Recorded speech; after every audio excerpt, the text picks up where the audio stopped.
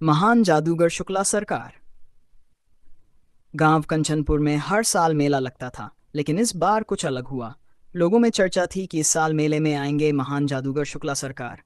एक ऐसा नाम जिसे सुनते ही लोगों की धड़कनें तेज हो जाती थीं। कहते हैं जिसने भी उनकी जादूगरी देखी, वो या तो पागल हो गया या खुद को भगवान समझ बैठा।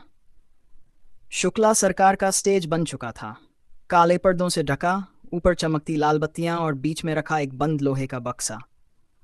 उन्होंने मंच पर आते ही कहा, आज मैं तुम्हें दिखाऊंगा ऐसा जादू जो दुनिया में किसी ने नहीं देखा। लेकिन याद रखना, जो देखेगा वो बदलेगा, हमेशा के लिए। गांव वाले सांस रोके खड़े थे। पहली ट्रिक में उन्होंने हवा में उड़ती चाय बना दी। लोग बोले वाह। दूसरी ट्रिक में उन्होंने गांव के सरपंच की घड़ी बंद कर दी और फिर बंद घड़ी से आवाज निकाल दी, किसने मंगवाई थी बिरयानी? लोग हंसी से लोटपोट हो गए। लेकिन असली जादू अभी बाकी था। अब बारी आई उस लोहे के बक्से की। उन्होंने ऐलान किया, इस बक्से में आज कोई एक गांव वाला जाएगा, और जब निकलेगा तो वो वही नहीं रहेगा जो अंदर गया था। अब कौन जाए?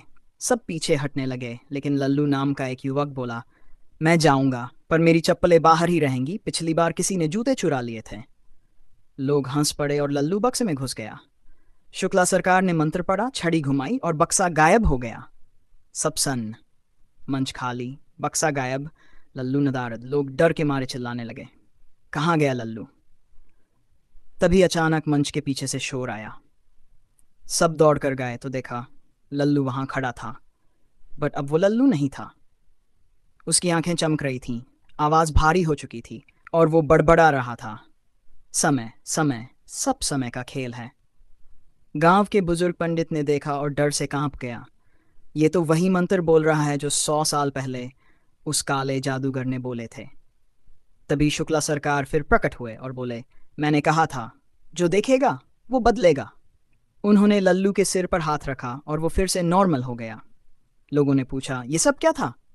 शुक्ला सरकार मुस्कुराए और बोले, हर इंसान के अंदर एक छिपा जादूगर होता है।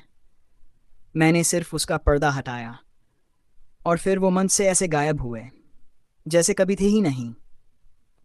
आज भी जब कंचनपुर में मेला लगता है, लोग एक खाली मंच के सामने खड़े होकर कहते हैं, शायद आज फिर शुक्ला सरकार लौट आए। धन्यवाद।